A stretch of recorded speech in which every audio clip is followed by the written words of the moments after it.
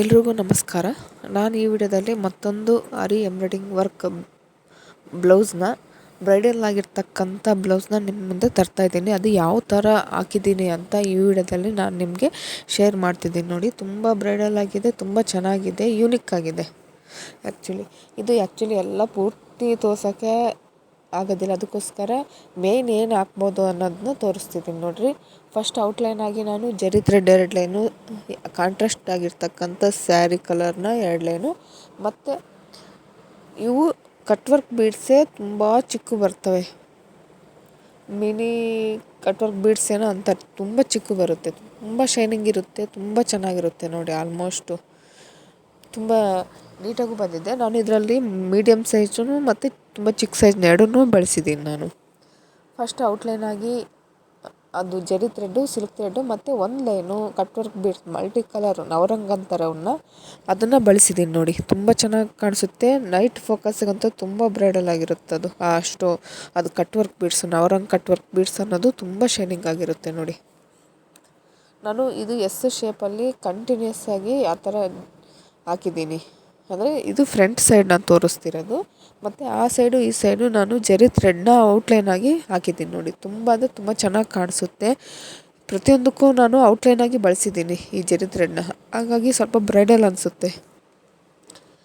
ಇದು ಔಟ್ಲೈನ್ ಹಾಕ್ಬೇಕಾದ್ರೆ ಸೈಡಲ್ಲಿ ನೀಟಾಗಿ ನೋಡ್ಕೊಂಡು ಹಾಕಿ, ತುಂಬ ಬೀಡ್ಸ್ಗಳಾಗಿ ಹಾಕಕ್ಕೆ ಹೋಗ್ಬೇಡಿ. ಅವಾಗೇನಾಗುತ್ತೆ, ಔಟ್ಲೈನ್ ಕಾಣೋದಿಲ್ಲ, ಆ ಸೈಡಲ್ಲಿ ಲೈನ್ ಹಾಕಿರೋದೇ ಕಾಣೋದಿಲ್ಲ. ಅದಕ್ಕೋಸ್ಕರ ಅದ್ರ ಪಕ್ಕನೇ ಸ್ಟ್ರೈಟಾಗಿ ನೀಡ್ಲ್ ಹಾಕಿ. ಅರ್ಥ ಆಗ್ತಿದೆಯಾ? ತೀರಾ ಈ ಕಡೆ ಹಾಕಿದರೆ ಗ್ಯಾಪ್ ಇರೋ ಥರ ಕಾಣಿಸುತ್ತೆ. ತೀರಾ ಒಳಗಡೆ ಹಾಕಿದ್ರೂ ಏನಾಗುತ್ತೆ, ಒಳಗಡೆ ಲೈನ್ ಕಾಣೋದಿಲ್ಲ. ಅದಕ್ಕೋಸ್ಕರ ನೋಡಿ, ಎಲ್ಲಿ ಕರೆಕ್ಟಾಗಿ ಕಾಣಿಸುತ್ತೋ ಆ ಥರ ನೋಡಿ ಹಾಕ್ಕೊಂಡು ಬರ್ರಿ. ತುಂಬ ಚೆನ್ನಾಗಿದೆ. ನೋಡಿರಿ ಯಾವ ಥರ ಹಾಕ್ತಿದ್ದೀನಿ ಅಂತ ನಾನು ತೋರಿಸ್ತಿದ್ದೀನಿ. ಪಕ್ಕದಲ್ಲೇ ಅವಾಗ ಆ ಸೈಡ್ ಹಾಕಿದ್ದೆ, ಈಗ ಈ ಸೈಡ್ ಕಂಪ್ಲೀಟ್ ಮಾಡ್ಕೊಂಡು ಬಂದಿದ್ದೀನಿ. ಈಗ ಸ್ವಲ್ಪ ಡಿಸೈನ್ ಹಾಕಿದ್ದೀನಿ. ನೋಡಿರಿ ಯಾವ ಥರ ಅಂತ.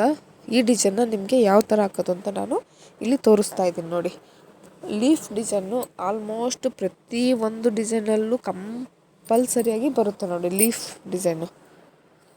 ಮತ್ತು ಇದು ನಾನು ಫ್ಲವರ್ ಟೈಪ್ ಹಾಕ್ತಿದ್ದೀನಿ, ಸರ್ಕಲ್ ಶೇಪ್ ಹಾಕ್ತಿಲ್ಲ.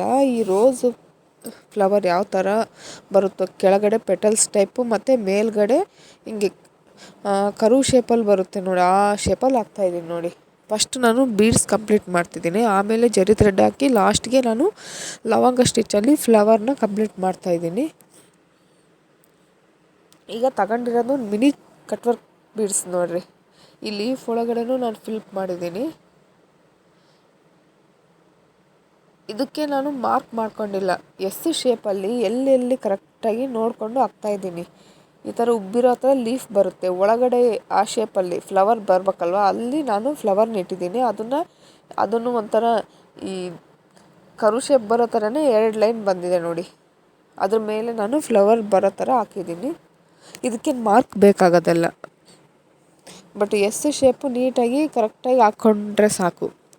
ಅದು ಲೀಫು ಆಲ್ಮೋಸ್ಟು ಬೀಡ್ಸ್ ಸಿಮಿಲರಾಗಿ ತೊಗೊತೀವಿ, 4 ಬಟ್ ಸ್ಟೆಪ್ ವೈಸ್ ನಾವು ಸ್ಟೆಪ್ ಯಾವ ಥರ ಇರುತ್ತೋ ಅದೇ ಥರನೇ ಮೇಲೆ ಕೆಳಗೆ ಹಾಕ್ಕೊಂಡು ಹೋದರೆ ಮಾತ್ರ ಅದು ಲೀಫ್ ಡಿಸೈನ್ ಬರುತ್ತೆ.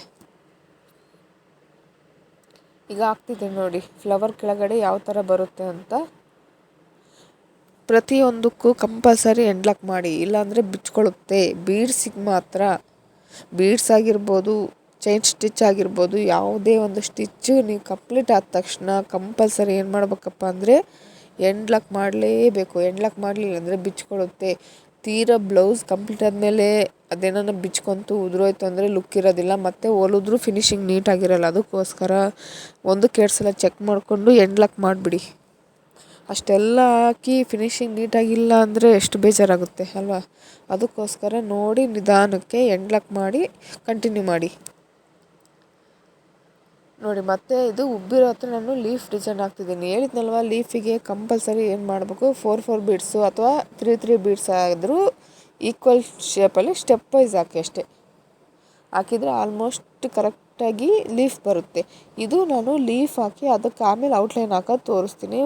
ನೆಕ್ಸ್ಟ್ ವೀಡಿಯೋದಲ್ಲಿ ಔಟ್ಲೈನ್ ಹಾಕಿ ಒಳಗಡೆ ಬೀಡ್ಸ್ ಯಾವ ಥರ ತುಂಬೋದಂತ ತೋರಿಸ್ತೀನಿ. ನೋಡಿ, ತುಂಬ ಅಂದರೆ ತುಂಬ ಚೆನ್ನಾಗಿ ಬರುತ್ತೆ. ಇವು ಮಿನಿ ಕಟ್ ವರ್ಕ್ ಬೀಡ್ಸ್ ಅಂದರೆ ತುಂಬ ಚೆನ್ನಾಗಿ ಇತ್ತೀಚೆಗೆ ನಾನು ಬಳಸಿರೋದು ಇದು, ಬಟ್ ಮುಂಚೆಯಿಂದ ಬಂದಿದೆ ಅನಿಸುತ್ತೆ. ಆ್ಯಕ್ಚುಲಿ ಈ ಫ್ಲವರ್ ಒಳಗಡೆನೂ ಹಾಕ್ತಾರೆ. ತುಂಬ ಅಂದರೆ ತುಂಬ ಚೆನ್ನಾಗಿ ಬರುತ್ತೆ ನೋಡಿರಿ. ಡಿಸೈನ್ ಆಗಿರ್ಬೋದು, ಫಿನಿಶಿಂಗ್ ಆಗಿರ್ಬೋದು, ಮತ್ತು ನೋಡೋಕ್ಕಷ್ಟು ಚೆನ್ನಾಗಿರುತ್ತೆ ನೋಡಿ. ಇದು ಒಳಗಡೆ ಫಿಲಪ್ ಮಾಡಿದಾಗ ಶೈನಿಂಗ್ ಅಂತೂ ತುಂಬ ಶೈನಿಂಗ್ ಇರುತ್ತೆ ಈ ಕಟ್ ವರ್ಕ್ ಬೀಡ್ಸು. ಈ ಚಿಕ್ಕ ಕಟ್ ವರ್ಕ್ ಬೀಡ್ಸಲ್ಲೂ ನವರಂಗು ಕಲರ್ ಬಂದಿದ್ದಾವೆ. ನಾನು ಫುಲ್ ಗೋಲ್ಡ್ ಶೈನಿಂಗ್ ಇರೋ ತೊಗೊಂಡಿದ್ದೆ. ಮತ್ತು ರೀಸೆಂಟಾಗಿ ನವರಂಗ್ ಕಲರಲ್ಲೂ ಈ ಕಟ್ ವರ್ಕ್ ಬೀಡ್ಸ್ ತಗೊಂಡಿದ್ದೀನಿ. ಅದು ಯಾವ ಥರ ಹಾಕೋದು ಅಂತ ನಾನು ನೆಕ್ಸ್ಟ್ ವೀಡಿಯೋದಲ್ಲಿ ಅವು ಯಾವ ಥರ ಇರ್ತಾವಂತಲೂ ತೋರಿಸ್ತೀನಿ ನೋಡಿ. ಈ ಮಾರ್ಕೆಟಿಗೆ ಹೊಸ ಹೊಸ ಬೀಡ್ಸ್ ಬಂದವು, ನಮಗೆ ಅಷ್ಟೊಂದು ಗೊತ್ತಾಗೋದಿಲ್ಲ. ಅವಾಗವಾಗ ಶಾಪಿಗೆ ಹೋದ್ರೇ ಗೊತ್ತಾಗೋದು. ಬಟ್ ಶಾಪಿಗೆ ಹೋದ್ರೂ ಅವ್ರಿಂಥ ಬಂದವಂತನೂ ಹೇಳೋಕ್ಕಾಗಲ್ಲ, ಯಾಕಂದರೆ ಪ್ರತಿಯೊಂದನ್ನು ತೋರ್ಸೋಕ್ಕಾಗೋದಿಲ್ಲ.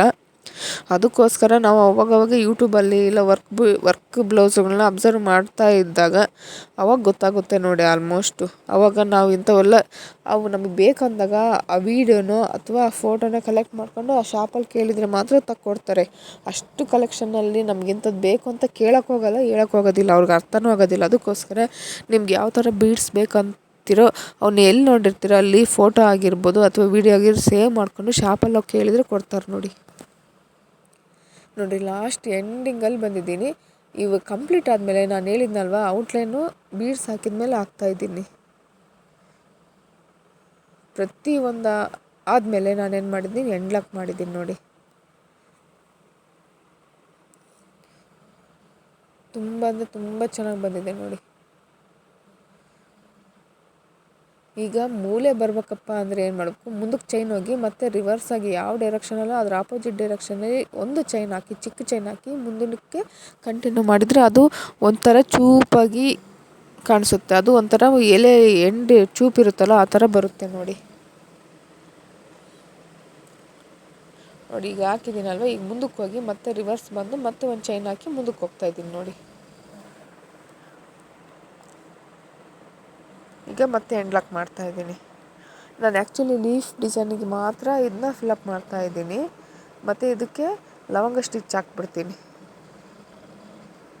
ನಾನು ನಿಮಗೆ ಅರ್ಥ ಆಗಲಿ ಅಂತ ಪ್ರತಿಯೊಂದಕ್ಕೂ ಸ್ವಲ್ಪ ಜಾಸ್ತಿನೇ ಹಾಕಿ ತೋರಿಸ್ತಾ ಇದ್ದೀನಿ ನೋಡಿ, ಒಂದೊಂದೇ ಹಾಕಿ ತೋರಿಸಿಲ್ಲ.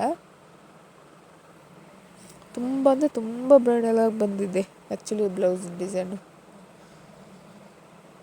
ಅಂದರೆ ಅವಾಗವಾಗ ಹಾಕ್ತಾಯಿರಿ, ಇಲ್ಲ ಅಂದರೆ ಟಚ್ ಬಿಟ್ಟೋಗುತ್ತೆ ನೋಡಿ.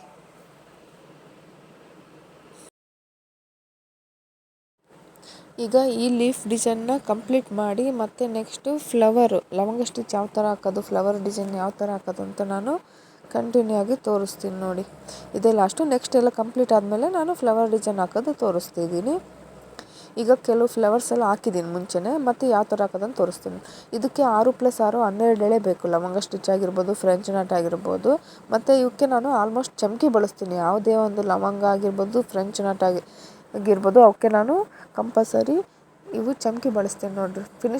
ಶೈನಿಂಗ್ ಚೆನ್ನಾಗಿರುತ್ತೆ, ಒಂಥರ ಲುಕ್ಕು ವೈಸು ಭಾಳ ಚೆನ್ನಾಗಿರುತ್ತೆ ಚಮಕಿ ಬಳಸಿರೋ. ಅದಕ್ಕೋಸ್ಕರ ನಾನು ಇದಕ್ಕೆ 6+6 12 ಎಳೆ ತೊಗೊಂಡಿನಿ ನೋಡಿರಿ. ಸ್ಯಾರಿ ಕಲರ್ ಇತ್ತಲ್ವ, ಅದು ಕಲರು ಯಾವ ಕಲರ್ ಇರುತ್ತೋ ಆ ಕಲರ್ ತೊಗೊಂಡಿದ್ದೀನಿ. ತುಂಬ ಅಂದರೆ ಇದರಲ್ಲೂ ಗೋಲ್ಡ್ ಬರುತ್ತೆ ಮತ್ತು ನವರಂಗಲ್ಲಿ ಬರುತ್ತೆ ನೋಡಿ. ನವರಂಗಲ್ಲಿ ತೊಗೊಂಡ್ಬಿಟ್ರೆ ತುಂಬ ಚೆನ್ನಾಗಿರುತ್ತೆ. ತುಂಬ ದೊಡ್ಡದು ಬೇಡ, ತುಂಬ ಚಿಕ್ಕದು ಬೇಡ. ಅಂದರೆ ಇದಕ್ಕೆ ಮಾತ್ರ ನಾನು ಹೇಳ್ತಿರೋದು. ಈ ಥ್ರೆಡ್ಡಿಗೋಸ್ಕರ ಮೀಡಿಯಮ್ ಸೈಜ್ ಬರುತ್ತೆ ನೋಡಿ, ಅದನ್ನು ಬಳಸಿ ತುಂಬ ಚೆನ್ನಾಗಿರುತ್ತೆ. ಈಗ ನೋಡಿ ಚಮಕಿ ಇಟ್ಟು ಅದ್ರ ಮೇಲೆ ನಾನು ಈ ಥರ ಹಾಕ್ತಾಯಿದ್ದೀನಿ ನೋಡಿ. ಈ ದಾರದ ಕೆಳಗಡೆಯಿಂದ ಮೇಲ್ಗಡೆ ಬಂದು ಅದನ್ನ ಎಲ್ಲಿ ಚಮಕಿ ಇರುತ್ತೋ ಅಲ್ಲಿಗೆ ಇಟ್ಟು ಕೆಳಗಡೆ ಎಳೆದ್ರೆ ಅದು ಲವಂಗ ಒಂಥರ ಸೇಮ್ ಲವಂಗ ಹೆಂಗಿರುತ್ತೋ ಅದೇ ಪ್ಯಾಟರ್ನ್ ಬರುತ್ತೆ ನೋಡಿ. ಈಗ ಈ ಫ್ಲವರ್ ಕಂಪ್ಲೀಟ್ ಆಗಿದೆ. ನೆಕ್ಸ್ಟ್ ಈ ಫ್ಲವರ್ ಹಾಕ್ತಾಯಿದ್ದೀನಿ ನೋಡಿ. ಇಲ್ಲಿ ನೋಡಿ ದಾರದ ಕೆಳಗಡೆ ಮೇಲ್ಗಡೆ ಬಂದು ಚಮಕಿ ಒಳಗಡೆ ಹೋದರೆ ಅದು ಒಂಥರ ಲವಂಗ ಶೇಪ್ ಬರುತ್ತೆ ನೋಡಿ. ಸೆಂಟ್ರಲ್ಲಿ ಒಂದು ಹಾಕ್ಬಿಡ್ತೀನಿ ನಾನು. ಇದನ್ನ ಸೆಂಟ್ರಲ್ಲಿ ಒಂದು ಹಾಕಿ ಆ ಕಡೆ 3 ಈ ಕಡೆ 3 ಈಕ್ವಲಾಗಿ ಬರಲಿ ಅಂತ ನಾನು ಈ ಥರ ಮಾಡ್ತಿದ್ದೀನಿ. ಇಲ್ಲ ನಾವು ಒಂದು ಸೈಡಿಂದ ಬರ್ತೀವಿ 7 ಕರೆಕ್ಟಾಗಿ ನಮಗೆ ಗೊತ್ತಾಗುತ್ತೆ ಅಂದರೆ ಹಾಕಿ ತೊಂದರೆ ಇಲ್ಲ. ಬಟ್ ನಮಗೆ ಗೊತ್ತಾಗಲ್ಲ, ಈಕ್ವಲ್ ವೈಸ್ ಗೊತ್ತಾಗೋದಿಲ್ಲ, ಕರೆಕ್ಟಾಗಿ ಬರೋಲ್ಲ ಅನ್ನೋರು ಸೆಂಟ್ರಿಗೆ ಒಂದು ಲವಂಗ ಸ್ಟಿಚ್ ಹಾಕಿ ಆ ಕಡೆ 3 ಈ ಕಡೆ 3 ಹಾಕಿದರೂ ಬಂದ್ಬಿಡುತ್ತೆ ನೋಡಿ. ಎಷ್ಟು ನೀಟಾಗಿ ಬರ್ತಿದೆಯಲ್ವ. ಹಾಕಲಿಲ್ಲ ಅಂದರೆ ಏನೂ ಬರೋಲ್ಲ, ಹಾಕಿದ್ರೆ ಎಲ್ಲವೂ ಬರುತ್ತೆ, ಇದಂತ ಪಕ್ಕ ನೋಡಿ. ಅದಕ್ಕೋಸ್ಕರ ಪ್ರತಿಯೊಂದನ್ನು ನಾವು ಹಾಕ್ತಾ ಇದ್ದರೆ ಅದು ಈಸಿಯಾಗಿ ಬಂದ್ಬಿಡುತ್ತೆ. ಬಟ್ ಟ್ರೈ ಮಾಡಲಿಲ್ಲ ಅಂದರೆ ಏನೂ ಬರೋದಿಲ್ಲ. ಟ್ರೈ ಮಾಡ್ತಾನೇ ಇರಬೇಕು, ಆಗ್ತಾನೇ ಇದ್ದರೆ ಆಲ್ಮೋಸ್ಟ್ ಎಲ್ಲವೂ ಬರುತ್ತೆ. ತುಂಬ ಅಂದರೆ ತುಂಬ ಚೆನ್ನಾಗಿದೆ. ಈ ಚಮಕಿ ಆಗಿರ್ಬೋದು, ಈ ಸ್ಟಿಚ್ ಆಗಿರ್ಬೋದು, ಈ ಡಿಸೈನ್ ಆಗಿರ್ಬೋದು, ಪ್ಯಾಟರ್ನು ನಾನು ಹೊಸ ಪ್ಯಾಟ್ರನ್ ಹಾಕ್ತಿರೋದು. ಆ್ಯಕ್ಚುಲಿ ಇಲ್ಲಿವರೆಗೂ ನಾನು ಏನು ಹಾಕಿದ್ದೀನೋ ಎಲ್ಲ ಬ್ಲೌಸು ಹೊಸವೇ ಅಂದರೆ ನ್ಯೂ ಪ್ಯಾಟ್ರನ್ನೇ ಹಾಕಿದ್ದೀನಿ. ಒಂದೂ ರಿಪೀಟ್ ಮಾಡಿಲ್ಲ. ರಿಪೀಟ್ ಮಾಡಿರೋ ಯಾವಪ್ಪ ಅಂದರೆ ಸಿಂಪಲ್ಲಾಗಿರ್ತಕ್ಕಂಥವು ಮಾತ್ರ. ಕೆಲವರು ಅವರು ಹಾಕಿರೋದು ಚೆನ್ನಾಗಿದೆ, ನನಗೂ ಅದೇ ಥರ ಬೇಕು ಅಂತ ಮಾತ್ರ ಹಾಕ್ಕೊಟ್ಟಿದ್ದೀನಿ. ಅಷ್ಟು ಬಿಟ್ಟು ಗ್ರ್ಯಾಂಡಾಗಿರೋ ಬ್ರೈಡಲ್ ಆಗಿರ್ತಕ್ಕಂಥ ಎಂಬ್ರಾಯ್ಡಿಂಗ್ ವರ್ಕ್ ಬ್ಲೌಸ್ನ ನಾನು ಆಲ್ಮೋಸ್ಟು ಡಿಫ್ರೆಂಟಾಗಿ ಹಾಕಿದ್ದೀನಿ. ಯಾಕಪ್ಪ ಅಂದರೆ ನಾನು ಕಲಿತಾ ಇದ್ದೀನಿ. ಕಲಿಬೇಕನ್ನೋದಕ್ಕೋಸ್ಕರ ನಾನು ಹೊಸ ಡಿಸೈನು ತೋರಿಸಿ ಈ ಥರ ಹಾಕಿದ್ರೆ ಚೆನ್ನಾಗಿರುತ್ತೆ ಅಂತ ಹೇಳಿದಾಗ ಅವ್ರು ಒಪ್ಕೊಂಡಾಗ ಅದೇ ಡಿಸೈನ್ ಹಾಕ್ಕೊಟ್ಟಿದ್ದೀನಿ ನೋಡಿ. ತುಂಬ ಅಂದರೆ ತುಂಬ ಚೆನ್ನಾಗಿ ಬಂದಿದ್ದಾವೆ ಆಲ್ಮೋಸ್ಟ್ ಎಲ್ಲ ಬ್ಲೌಸು. ಇದು ಲಾಸ್ಟ್ ಫ್ಲವರ್ ನೋಡಿ. ಈ ಫ್ಲವರ್ ಕಂಪ್ಲೀಟ್ ಆದಮೇಲೆ ನಾನು ಮತ್ತೆ ಆ ಫ್ಲವರ್ ಮಧ್ಯದಲ್ಲಿ ಗ್ಯಾಪ್ ಇದೆಯಲ್ವ, ಅದನ್ನು ನಾನು ಫಿಲಪ್ ಮಾಡ್ತೀನಿ. ಅದು ಯಾವ ಥರ ಅಂತ ನಾನು ಈಗ ಮುಂದೆ ತೋರಿಸ್ತಾ ಹೋಗ್ತೀನಿ ನೋಡಿ. ಇದು ಲವಂಗ ಸ್ಟಿಚ್ಚು ತುಂಬ ಲಾಂಗ್ ಹಾಕಬೇಡಿ, ತುಂಬ ಶಾರ್ಟ್ ಹಾಕಕ್ಕೆ ಹೋಗ್ಬೇಡಿ. ಅದು ಯಾವ ಥರ ಹಾಕಿದ್ರೆ ಚೆನ್ನಾಗಿರುತ್ತೋ ನಿಮ್ಗೆ ಗೊತ್ತಾಗುತ್ತೆ ಅಂದಾಜು ಹಾಕ್ತಾ ಇದ್ದಾಗ. ಆ ಥರ ಹಾಕಿ.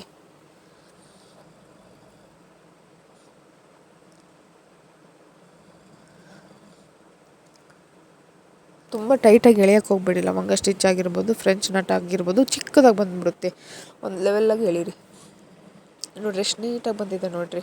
ಇದು ಬ್ಯಾಕು ಅಂದರೆ ಇದು ಮಧ್ಯದಲ್ಲಿ ಗ್ಯಾಪ್ ಇರೋದನ್ನ ಈ ಥರ ಜರ್ದೋಸಿ 6 ಲೈನ್ ಇರ್ತಕ್ಕಂಥ ಜರ್ದೋಸಿ ಇದನ್ನು ಬಳಸಿ ನಾನು ಫ್ರೆಂಚ್ ನಟ್ ಹಾಕ್ತಾಯಿದ್ದೀನಿ ನೋಡಿ. ಅಲ್ಲಿ ಒಂಥರ ಗೋಲ್ಡು ಬೀಡ್ಸ್ ಇಟ್ಟಿದ್ದೀವಿ ಏನೋ, ಹಚ್ಚಿದ್ದೀವೇನೋ ಅಲ್ವಾ, ಸ್ಟಿಚ್ ಮಾಡಿದ್ದೀವೇನೋ ಅನ್ನೋ ಥರ ಕಾಣಿಸುತ್ತೆ. ಬಟ್ ಆ್ಯಕ್ಚುಲಿ ಅದು ಥ್ರೆಡ್ಡು. ಆ್ಯಕ್ಚುಲಿ ಅಲ್ಲಿ ಎಷ್ಟು ಇಡಿಸುತ್ತೋ ಅಷ್ಟು ತುಂಬ್ತಾ ಇದ್ದೀನಿ. ಒಟ್ಟು ಗ್ಯಾಪು ಅಲ್ಲಿ ಏನೋ ಒಂಥರ ಇದೆ ಅನ್ನೋ ಥರ. ಇವಾಗ ಹೆಂಗೆ ಹೇಳಿ, ಈ ರೋಸ್ ಆಗಿರ್ಬೋದು, ಫ್ಲವರ್ಸ್ ಮಧ್ಯದಲ್ಲಿ ಚಿಕ್ಕ ಒಂಥರ ಇರ್ತಾವಲ್ವ, ಆ ಥರ ಇರೋ ಥರ ಕಾಣಿಸುತ್ತೆ. ತುಂಬ ಅಂದರೆ ತುಂಬ ಚೆನ್ನಾಗಿ ಕಾಣಿಸುತ್ತೆ. ಇದು ಫ್ರೆಂಚ್ ನಟ್ಟಿಗೆ ಬಳಸಿದ್ದೀನಿ ಜಾಸ್ತಿ.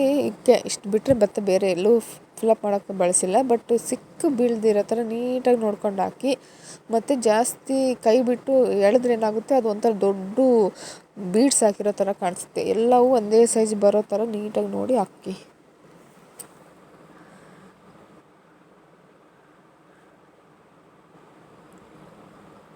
ಕಲರ್ ಕಾಂಬಿನೇಷನ್ ತುಂಬ ಚೆನ್ನಾಗಿದೆ ನೋಡಿದ್ದು.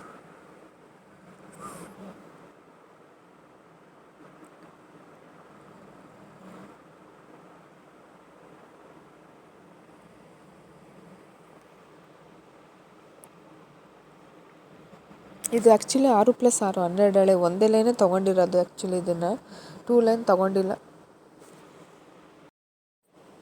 ಇಲ್ಲಿ ನೋಡಿ ಡೀಟೈಲಾಗಿ ಸ್ಲೋ ಮಾಡಿ ತೋರಿಸ್ತಾ ಇದ್ದೀನಿ ಯಾವ ಥರ ಅದ್ರ ಒಳಗಡೆ ಫಿಲಪ್ ಮಾಡೋದು ಅಂತ ನೋಡಿಕೊಂಡು ನೀಟಾಗಿ ಹಾಕ್ಬಿಡಿ. ಆ್ಯಕ್ಚುಲಿ ಫ್ರೆಂಚ್ ನಟ್ ಬಂದುಬಿಟ್ರೆ ಆಲ್ಮೋಸ್ಟ್ ಎಲ್ಲವೂ ಸೇಮ್. ಯಾವ ದಾರ ಚೇಂಜ್ ಆದರೆ ಏನು ತೊಂದರೆ ಇದೆ ಅಲ್ವಾ.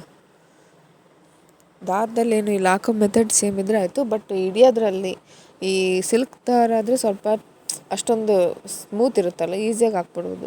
ಈ ಜರಿ ಥ್ರೆಡ್ ಸ್ವಲ್ಪ ರಫ್ ಇರುತ್ತಲ್ಲ, ನೋಡಿಕೊಂಡು ನಿಧಾನಕ್ಕೆ ಹಾಕ್ಬೇಕು. ಇಲ್ಲಿಂದ ಒಂದೊಂದು ಶೇಪ್ ಒಂದೊಂದು ಸೈಜ್ ಬಂದುಬಿಡುತ್ತೆ. ಅದು ಫ್ರೆಂಚ್ ನಾಟು ಕರೆಕ್ಟಾಗಿ ಹಾಕಿದರೆ ಎಲ್ಲ ಒಂದೇ ಸೈಜೇ ಬರುತ್ತೆ. ಸ್ವಲ್ಪ ವ್ಯತ್ಯಾಸ ಆಯಿತು, ಲೂಸ್ ಬಿಟ್ವಿ ಅಂದಾಗ ಏನಾಗುತ್ತೆ, ದೊಡ್ಡದು ಚಿಕ್ಕದು ಬಂದುಬಿಡುತ್ತೆ. ಅದಕ್ಕೋಸ್ಕರ ಒಂದನ್ನು ಯಾವ ಥರ ಹಾಕ್ತೀವೋ ಅದೇ ಥರನೇ ನೋಡಿಕೊಂಡು ನಿಧಾನಕ್ಕೆ ಹಾಕ್ಬಿಡಿ.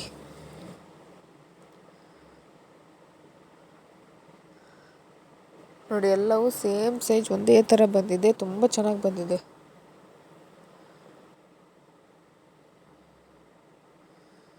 ಅದು ಒಳಗಡೆ ಒಂಥರ ಆ ಕಲರ್ಗೆ ಗೋಲ್ಡ್ ಹಾಕಿದರೆ ತುಂಬ ಬ್ರೈಡಲಾಗಿ ತುಂಬ ಚೆನ್ನಾಗಿ ಕಾಣಿಸುತ್ತೆ ನೋಡಿ.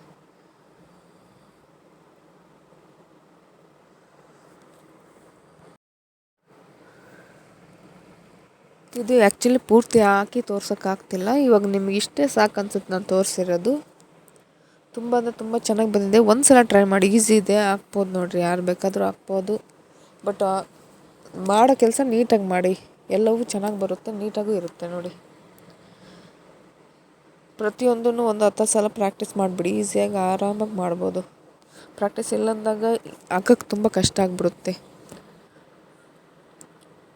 ನಾನು ಈ ಫ್ಲವರ್ ಒಂದು ಹಾಕಿ ಈ ವಿಡಿಯೋನ ಅಂದರೆ ಈ ಡಿಸೈನ್ ಇಲ್ಲಿಗೆ ಕಂಪ್ಲೀಟ್ ಮಾಡ್ತೀನಿ. ಇಷ್ಟೇ ಡಿಸೈನ್ನ ರಿಪೀಟ್ ಹಾಕ್ರಿ ಅಷ್ಟೇ, ಇನ್ನೇನಿಲ್ಲ.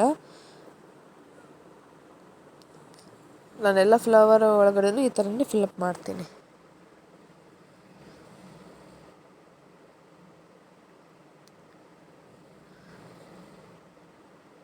ನೋಡ್ರಿ ಎಷ್ಟು ನೀಟಾಗಿ ಬಂದಿದೆಯಲ್ವಾ. ಈ ಡಿಸೈನ್ ನಿಮಗೆ ಇಷ್ಟ ಆದರೆ ಲೈಕ್ ಮಾಡಿ, ಶೇರ್ ಮಾಡಿ, ಸಬ್ಸ್ಕ್ರೈಬ್ ಮಾಡಿ. ಧನ್ಯವಾದಗಳು.